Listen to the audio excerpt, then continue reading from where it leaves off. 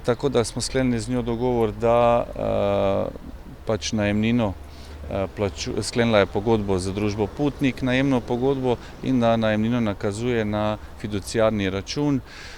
To pa zaradi tega, da je, bom rekel, tudi ona zaščitena, da v primeru, če bi se slučajno, sicer ne vem kako, ampak možno je vse pri nas, da bi gospa Weinhandl zmagala v tem postopku, da bi se potem ta najemnina prenakazala njej. Tako da jaz mislim, da je to najbolj pravično in najbolj korektna rešitev. Ampak veste, najemnina ni bil problem v tem primeru, da je gospa Weinhandl na tak način nasilno posegla v posest tega frizerskega salona oziroma gospe Tadeje. To se je dogajalo že v bistvu od decembra 2018.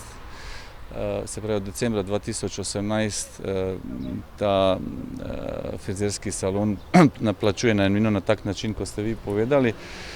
Mislim, da je bolj šlo za to, da je bila gospa Weinhandl ziritirana z odločbo okrožnega sodišča v Mariboru, se pravi, s katero je družba Putnik zmagala, in tudi z dejstvom, da, čeprav se to hecno sliši, ampak da je gospa Tadeja odklonila zastonj